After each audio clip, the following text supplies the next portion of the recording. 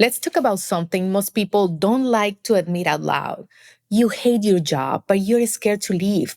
And before you start spiraling, let me stop you right there. Because you are not the only one in this situation. There are so many people walking around every day carrying this feeling in their chest. But instead of saying it out loud, they convince themselves it's normal. They tell themselves things like, at least I have a paycheck, I should be grateful. But here's the truth. Logic might help you get through the day, but it's not helping you build a life you actually want to live. Because while you're busy talking yourself into staying stuck, you're also quietly breaking inside. Every day, you are waking up, pouring your coffee, forcing a smile, trying to convince yourself to have a good attitude. And meanwhile, you're dragging yourself into a job that drains you. Maybe that's exactly where you are right now. Maybe you have spent months, maybe even years, convincing yourself that this is just how it's supposed to be. That living for a weekend is just what people do. And the truth is, most of us are conditioned to believe that if you like your job, you're either lucky or lying. Welcome to At What Point, the podcast where we dive into the real, raw, and rewarding journey of personal and professional growth. I'm Catherine, your host, here to guide you through mindset shifts, powerful aha moments, and the resilience it takes to thrive no matter what life throws your way. Whether you're climbing the corporate ladder, taking the leap into entrepreneurship, or just looking for that boost of motivation, you are in the right place. Let's dive in. Let me ask you something, and I want you to answer this honestly. Is that really true? Or have you just convinced yourself to tolerate the life you have outgrown because the other option feels too scary? Maybe you are not in your 20s anymore. Maybe you've got real responsibilities, a mortgage, a family, people depending on you. Maybe you are the one keeping it all together, paying the bills, making sure life keeps moving forward. So you wake up every day and you try your best to hold it together. You get out of bed and tell yourself, okay, today is going to be amazing. You pour your coffee like it's part of the ritual that is supposed to fix everything. And then you listen to your favorite podcast, you scroll Instagram looking for motivation. Maybe you even sit quietly for a few minutes, repeating your affirmations, because somewhere along the way, you were told that if you just get your mindset right, everything will fall into place. But no matter how hard you try to stack the morning with positivity, there is this moment, sometimes before even open your laptop, where that voice in your head starts whispering again, I hate this job. And you try to push it away. You tell yourself it's just a bad week, or it's just this project, or it's just this boss. You remind yourself of the bills, the mortgage, the kids' soccer practice, the fact that you are not 25 anymore and you cannot just pack up and leave. But the reality is that that voice is not going anywhere, because it's not just about the job. It's about the fact that you know deep down that you have outgrown this life that you are forcing yourself to fit into. And that's what I want to meet you today. Because if you have listened this far, I'm going to guess you're done pretending this is fine. You're done putting a smile on your face and calling it resilience when you know that it's just survival. So let's stop doing that. Today, I'm giving you the exact 3 tools I share with my clients. The clients who finally say, Catherine, I can't do this anymore. I need to make a change, but I don't know how. Listen, friend, this isn't going to be one of those episodes where people hype you up for 5 minutes, tell you to follow your passion, and then leave you hanging. I'm not here for the surface level pep talk. I'm here to give you real steps, because by the time that you finish this episode, I want you to know exactly what to do next. But before we get into the how, there is something important we need to handle first. We need to get honest about the voice in your head, the voice that shows up every time you think about leaving your job, The voice that says, what if I fail? What if it's worse somewhere else? That voice, you have to give her a name. I'm serious. Name her.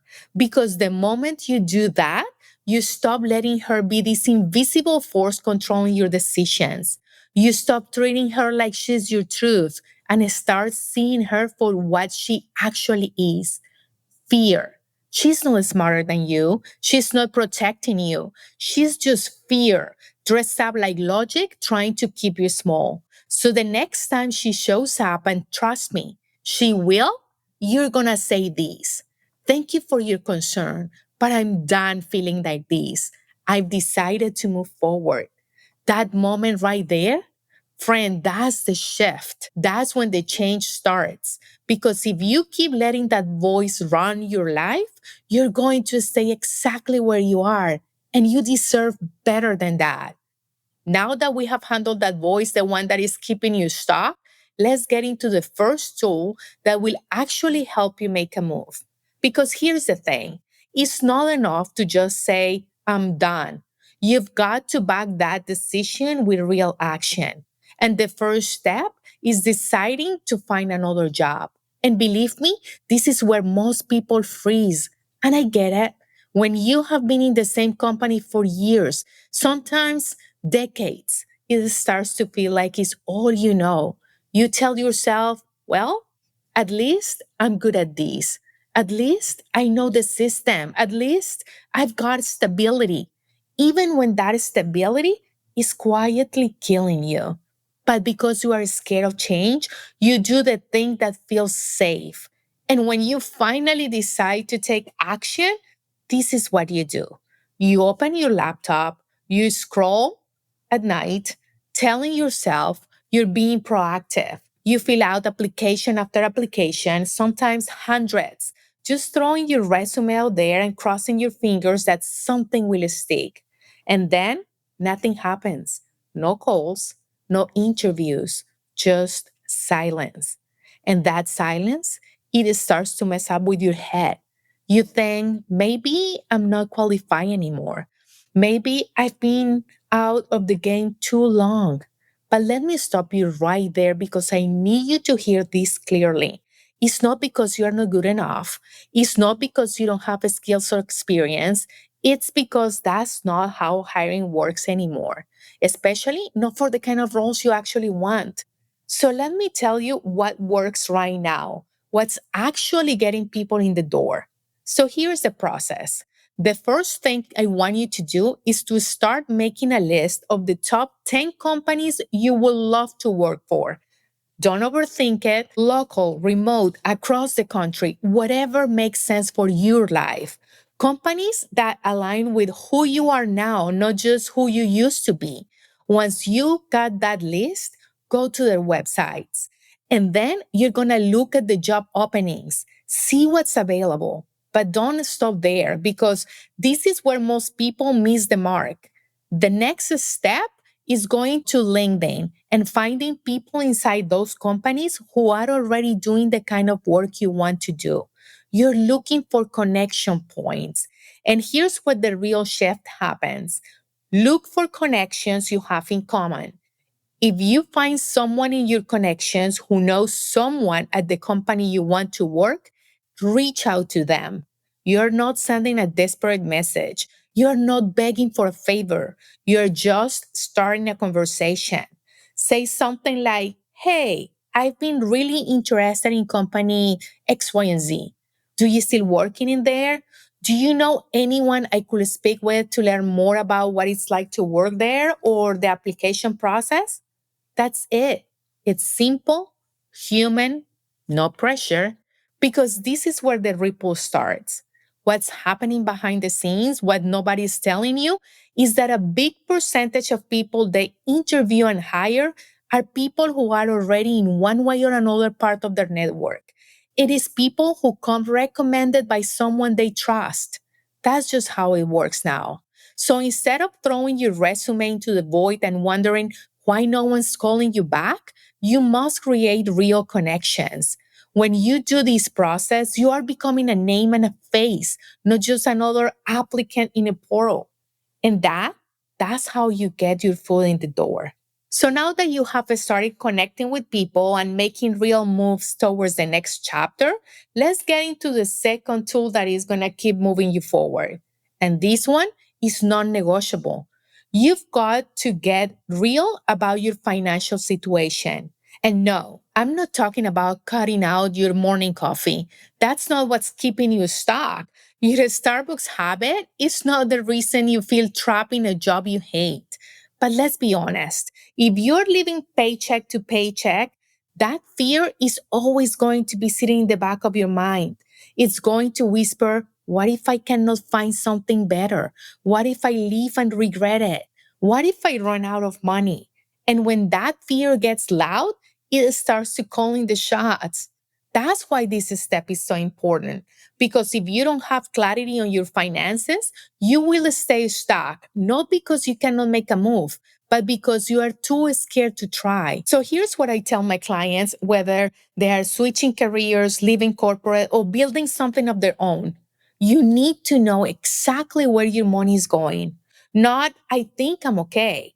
You need to know the real numbers. So I want you to print out the last 60 days of your expenses. Yes, print them on paper. Look at your credit card statements. Look at your bank account. Don't just guess. Now, I want you to grab two highlighters, different colors. One for what is essential, like your mortgage or rent, your car, your groceries, insurance, the bills that keep the lights on.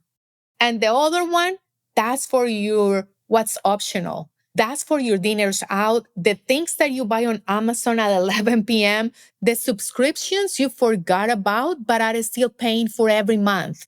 And let me be really clear, this is not about guilt. I'm not asking you to sit there and beat yourself up. This is not about shame. It's about facts. Because when you see where your money is going, you stop being scared of the unknown. If you need to cut back while you make this transition, do it with strategy, not panic. Don't rip everything joyful out of your life because you are afraid. Don't cancel the few things that actually keep you sane right now, like your workout class you love or the coffee date that fills your cup. Cut the things that give you breathing room, not the things that keep you alive in this moment. And if you are sitting here thinking, but what if I want to start my own business? Well, this step becomes even more critical because when you are building something for yourself, you need financial runway. You need a space to figure it out without panicking every time a bill shows up. If entrepreneurship is part of your plan, I want you to go listen to my first episode, 3 steps you need to take before you ditch your 9 to 5 for good. I break this part down even more over there. But no matter what path you're choosing, whether it's a new job, a new company, or starting your own thing, you've got to know your numbers. That's the only way to take your power back. Set a baseline. Ask yourself, what do I actually need to feel safe while I make this change? Because when you know that number, you are not trapped anymore. You are not sitting there wondering if you can afford to leave. You are deciding how to live from a place of clarity. And that, friend, that's freedom. Now, let's move to the third tool. And honestly, this is the one that decides everything. You have to master your mindset because let me tell you something. You can have the perfect resume. You can build the best network. You can know your finances down to the penny. But if you don't get your mind right, none of that is going to matter. You will find a way to talk yourself right back into the life you have already outgrown. You will keep replaying the same tired lies in your head like, a broken record. It's too late. I should just be grateful for what I have. Maybe next year will be better. And while you're sitting there reciting those lines, life keeps happening without you. The days are going by, the months are passing, and before you know it, you have spent another year convincing yourself to stay stuck. That job you hate, It's not just draining your working hours. It's stealing from every other part of your life. It's stealing your evenings because you are too drained to be present with your family. It's stealing your weekends because you spend half of Sunday dreading Monday. It's robbing you of peace when you try to fall to sleep at night because your brain won't stop spinning. And let's be real. When you finally decide to leave, people are going to have opinions. Your family might tell you to stay where you are because it feels safer for them. They don't want you to rock the boat because that boat is familiar to them, even if it's sinking for you. Your friends might look at you like you're crazy because they are too scared to make a move in their own life, and watching you do it makes them uncomfortable. That's why your mindset has to be stronger than their comfort zone. You have to be the one who says, I don't want to talk about this anymore. Or better yet, you stop explaining altogether. Because here is the truth. Some of us are wired differently. Some of us are not built to settle. Some of us cannot stay stuck in a life that looks like fine from the outside, but feels suffocating on the inside. And look, I'm not saying you won't be scared. I was scared when I left corporate too. I was terrified of failing. I was terrified of disappointing people. I was terrified of making the wrong decision. But I got to a point where staying scared was not an option anymore because staying stuck, that was stealing more from me than fear ever could. I want you to remember this. Passion will help you start. Motivation will help you keep going for a little while. But discipline and the belief that it's possible for you, that's what will actually get you to the finish line. And if you are listening to this right now thinking, she's talking about me, it's because I am. This is your life, not your company's life, not your boss' life, not your family's life. It's yours, and no one is coming to rescue you.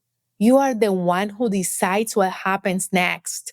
Look, this is not about throwing your life away or making some reckless decision. It's about finally telling yourself the truth.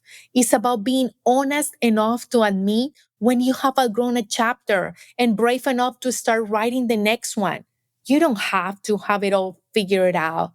You just have to decide you're done staying stuck. So let me ask you, at what point do you stop letting fear make your choice for you? At what point do you finally say, I'm done settling for a life I don't even like? Maybe that point is right now.